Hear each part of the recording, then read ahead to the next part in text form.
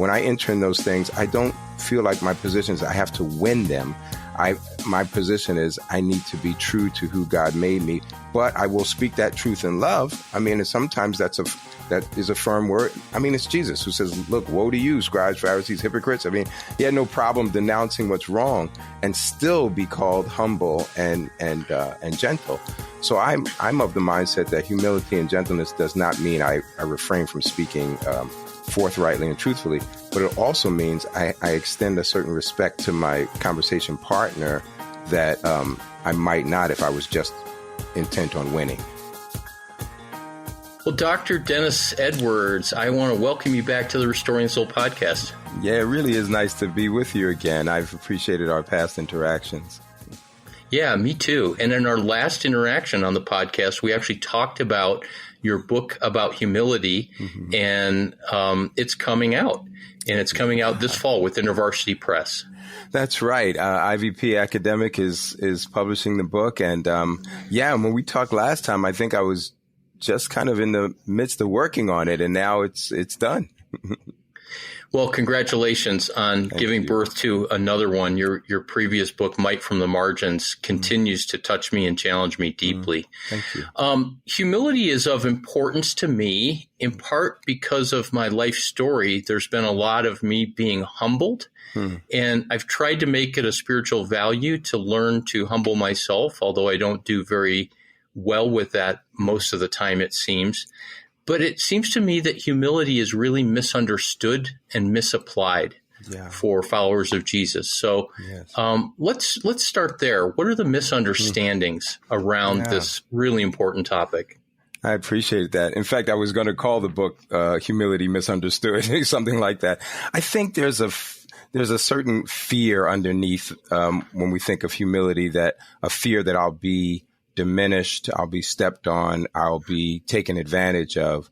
So we have to somehow sell humility as a virtue that says, well, really, to be successful, and you can be humble. In fact, one of the books that I reference in mine, a writer says that it's sort of the pathway toward success, humility is, and then gives examples from the military and business and sports, the kind of the trinity of examples that we use for people in ministry.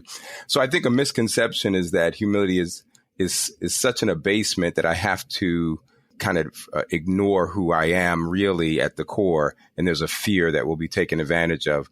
So we have to sell it in some ways as a pathway towards success. And so I'm just going to throw a couple of the common definitions that I've heard out, and then I want you to just kind of filter it as a theologian and as a pastor. One of the common ones is humility is thinking less of yourself.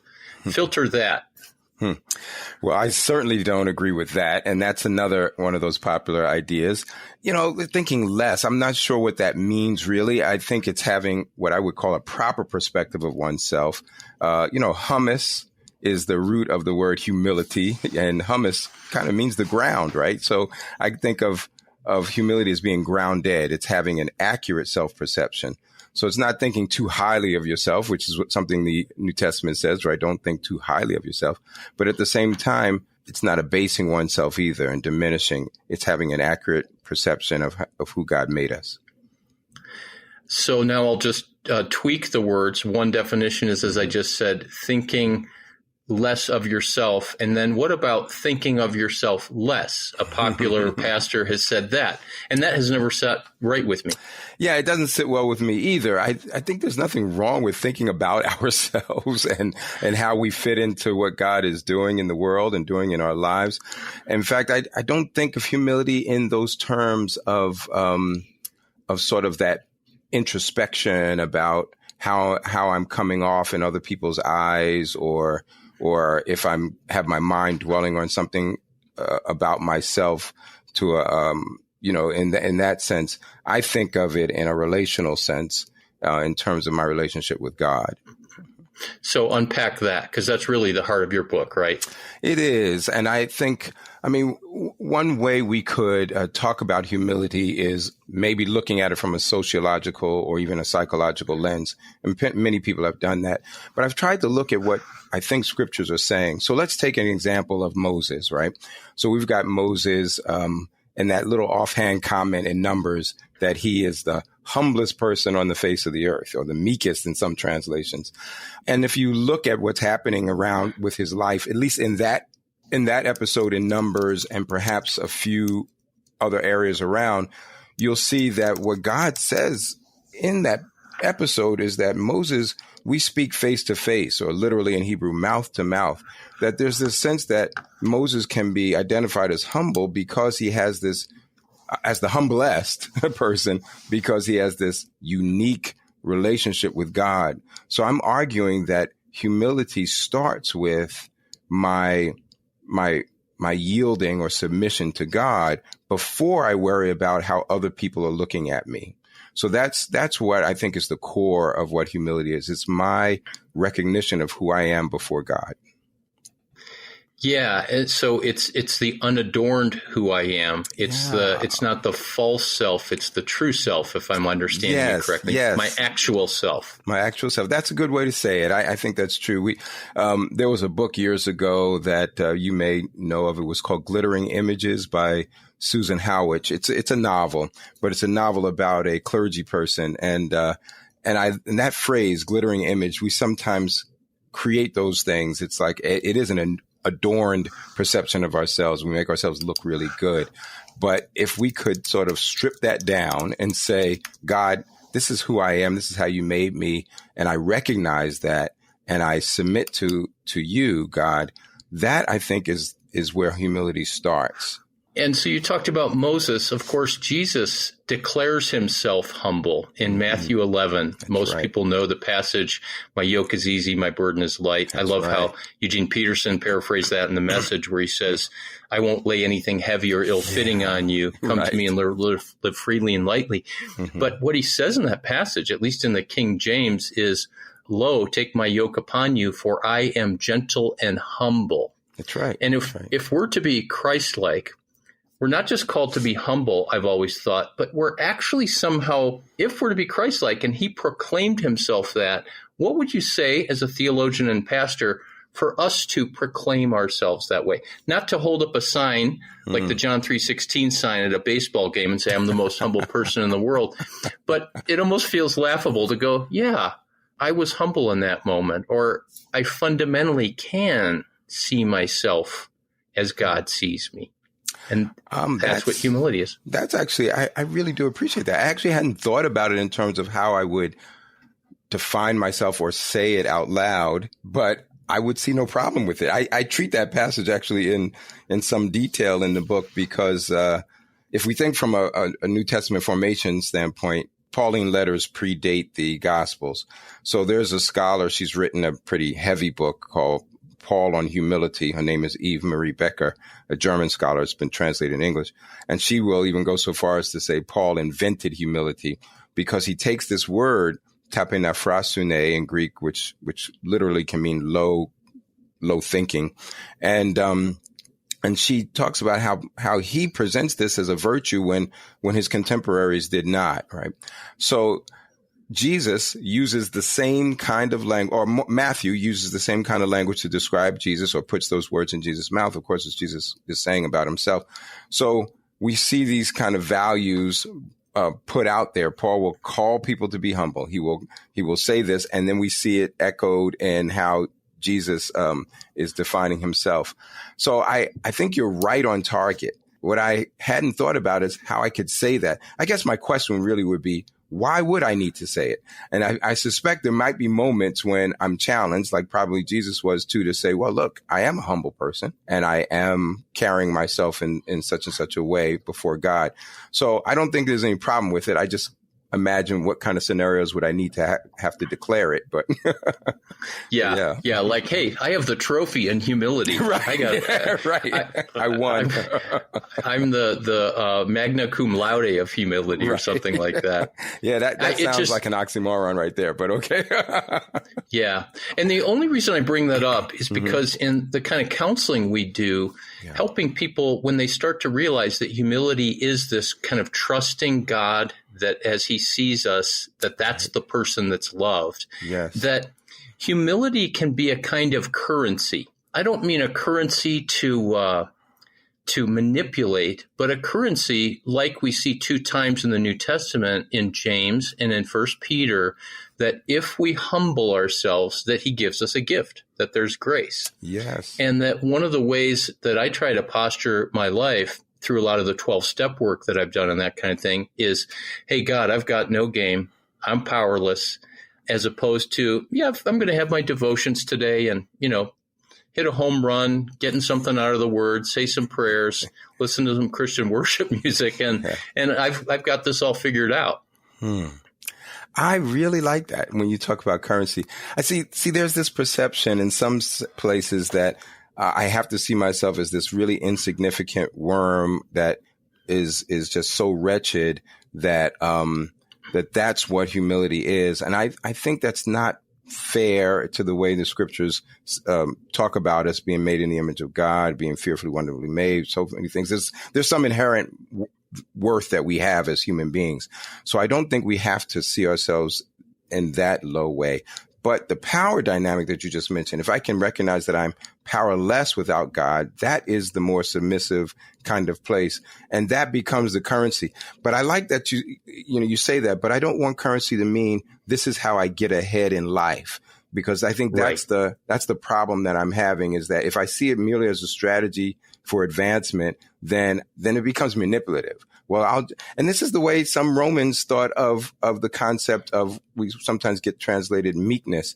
They saw it as, I'll be magnanimous. I'll do this big kind act for people because that gives me some social currency and allows me to, be seen with honor and status in the world.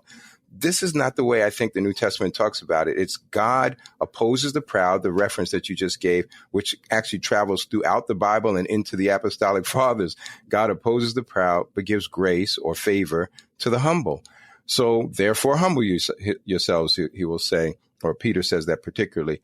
So this idea that God lifts us up, it's not a strategy for my own advancement. It's a way of God saying, look, I got you. You can be submissive, and you can not have to be the overpowering one in the room. You can be yourself, genuine yourself. I will take care of you. And in fact, I'm going to resist those who are so proud and arrogant that they advance their own agendas, and I'll take care of you and give you favor. I think that's a beautiful kind of currency, to take your terms. Yeah, and what always happens in our conversations is the way you think triggers neurons in my brain, and then I'm thinking what you said takes me to Isaiah 55. And in chapters 1 through 3, there's this really interesting statement where the prophet says, I think it says ho in the King James, yeah. King James, and I actually looked this up for a Jewish friend recently, and it was low. But it basically says, you who are thirsty, come to the waters, and you who have no money, buy and eat the richest of fare, wine and bread and milk. Yeah. And there it is. Wow. This idea that to get the good stuff, you actually have to acknowledge that you don't have anything, that you can't buy in that store. So the condition is, if you're going to use the currency of acknowledging your thirst and the fact that you can't get the satisfaction of your thirst, that it's the poverty, if you will, that gives the good gift, the favor. And it's just interesting that you start to see this everywhere. Yeah, I'm with you. In fact, Michael, I think from our last conversations that that was sort of the thesis of Mike from the Margins, is that this power is coming to people, or is present in people who are powerless in society's eyes. And in many ways, that weakness or that powerlessness or that apparent, powerlessness and weakness is what stimulates the work of the Spirit in many cases. So one of the questions one might have is, wait a second, are you asking lowly people to go even lower? Are you asking people who've been on the margins to even, diminish themselves even more? And my answer is no, that's not the way this works. But if we're going to understand humility, those are the folks we look at, because we look at the way society has treated folks who on the margins and see that kind of resilience and say, if I want to learn the way of humility, that's who I'm looking at. So I think, I'm with you on that now acknowledgement of our powerlessness in the sight of God, our relative weakness, and that I do think that's part of what humility entails. That's such an important distinction to say that it's never about taking people that are already oppressed and powerless and making them go lower, right, but that there's actually a kind of invisible power. Yes. That as we look through history and the church in particular, we see movements of the oppressed and the powerless, as your last book said, Might from the Margins, right, that's where revolution can happen, kingdom kinds of revolution. Amen. So it's almost like your book on humility and Might from the Margins is, they're bookends, if you will. Yeah, in some ways, I was thinking about that. I was working on it because I really do think that Might from the Margins pushed me to think about humility, and maybe partly because while I was trying in Might from the Margins to celebrate and acknowledge the power that is present in those who appear powerless, I also wanted to at the same time challenge those who are in relative positions of power and think that they are better, or that somehow they are deserving of these roles or something. And also to push folks in that relative position of power to recognize that if they really are going to be Christ-like, I'm talking Christians predominantly, if they really want to be the way of Christ, then take on the way Jesus positioned himself, just like you said earlier in the Matthew 11 passage, that you're going to be gentle of heart and humble, or lowly, as the King James says. So if that's my model, then that changes the way I see, or at least it ought to change the way I see myself in the world. To the point, I like to think about, to project this important but basic spiritual concept of humility. What would happen in the national debt crisis and the debt ceiling if the Republicans and Democrats sat down and said, our first job here is to be humble? What would happen? And it sounds, of course, irrational, but if Vladimir Putin and President Zelensky sat down and said, we are going to be humble, it would change the world. Oh. So this is not just some esoteric idea that if we go live in a monastery for enough time, that we'll become humble. Thank you so much for saying that. And I always start with Christian community, but you've just given examples that kind of push out to how we could be even looking at the way the world gets transformed. But I even see Christian community as polarized, at least in the States. And so part of me says, what would happen if when I enter into this dialogue or into this room or into this space with Christians who are angry about something or frustrated or in a disagreement, and say that my first order of business is to think about myself as a humble person in the way of Jesus, Philippians 2, Matthew 11, these kinds of passages, and think, how would that change the conversation? Because right now, I honestly think many of us come at conversations like that and it's winner take all. It's like, I have to win. And I've talked to friends about this, like, where does that competition come from? And I'm not saying that these things are unimportant. I'm just saying in my own way of being, when I enter in those things, I don't feel like my position is I have to win them. My position is I need to be true to who God made me, but I will speak that truth in love. I mean, and sometimes that is a firm word. I mean, it's Jesus who says, look, woe to you, scribes, Pharisees, hypocrites. I mean, he had no problem denouncing what's wrong and still be called humble and gentle. So I'm of the mindset that humility and gentleness does not mean I refrain from speaking forthrightly and truthfully, but it also means I extend a certain respect to my conversation partner that I might not if I was just intent on winning. I can't help but think of Dr. King, who we've had some conversation around him in the past, but where he had a fierce opposition to the injustice and the oppression and the racism and the constitutional laws that were literally still in place that were racist and unfair and inhumane. And in that fierceness, he was incredibly humble to the point of nonviolent resistance. Amen. Amen. There's a fierceness to that kind of love, right? I mean, that's what he writes about and preached about. And I think humility does that. It's a very tenacious way of showing love.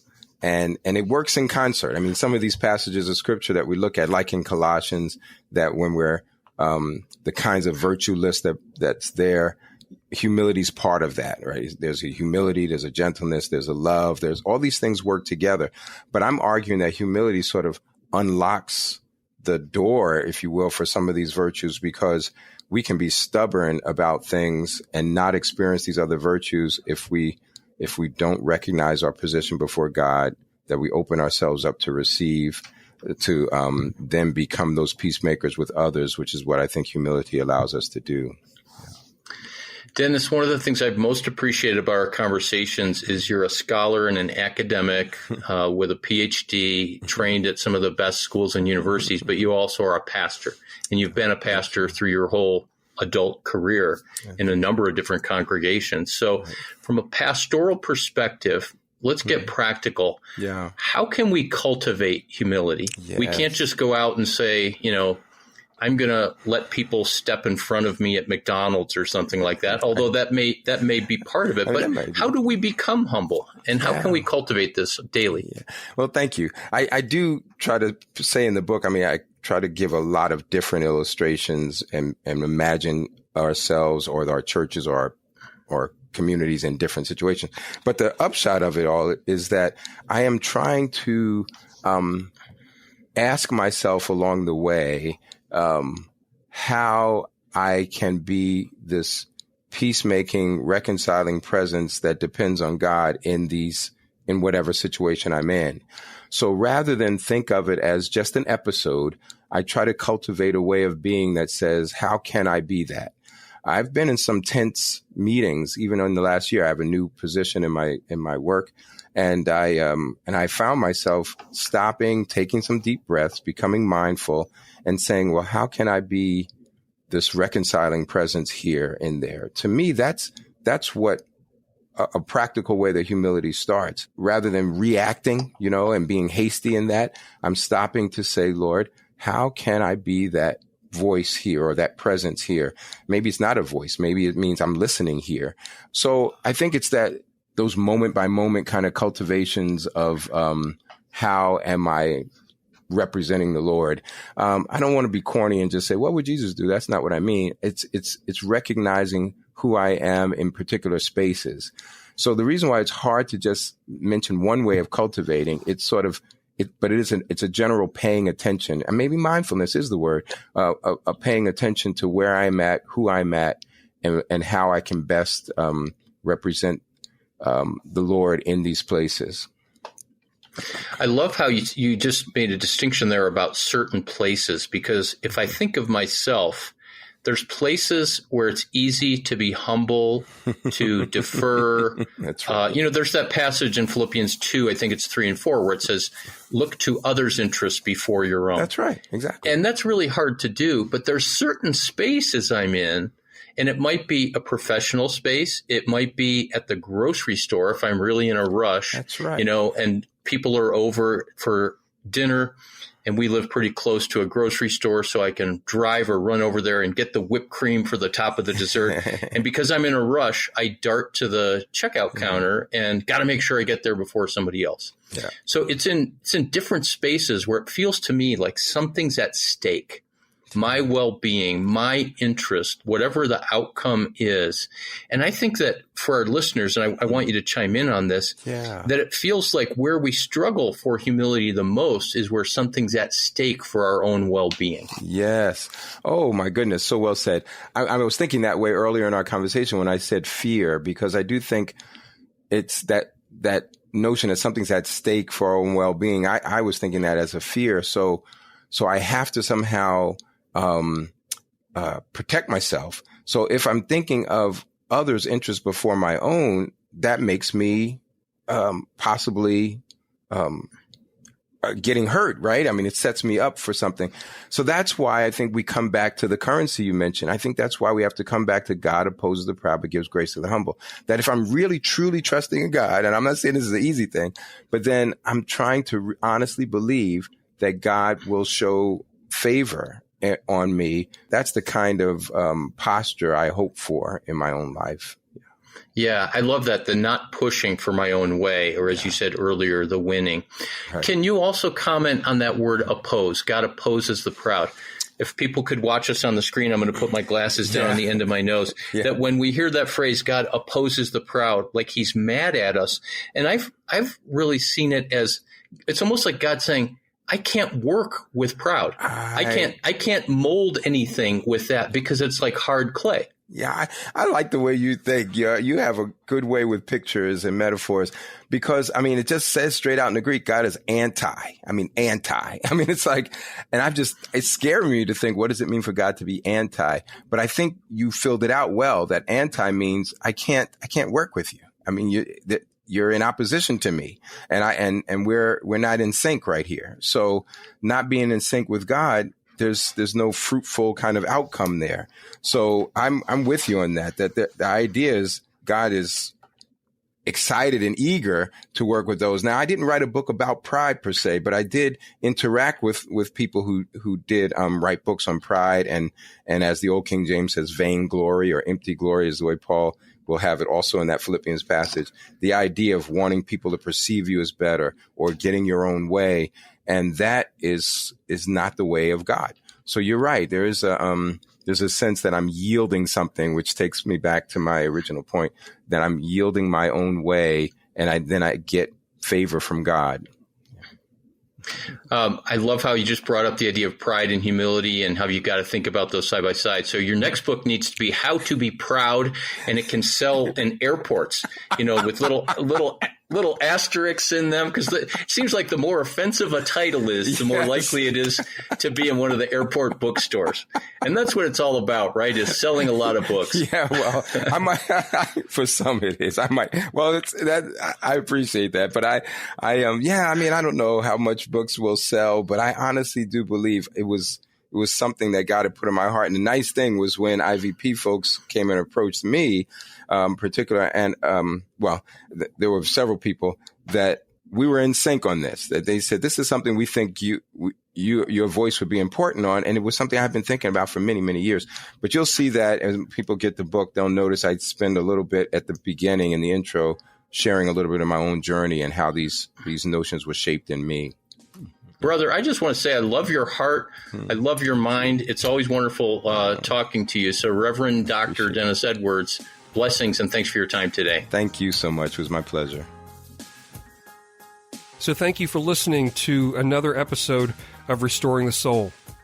We want you to know that Restoring the Soul is so much more than a podcast. What we're all about is helping couples and individuals get unstuck.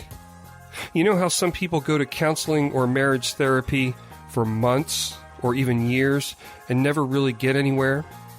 Our intensive programs help clients get unstuck in as little as 2 weeks. To learn more, visit restoringthesoul.com. That's restoringthesoul.com.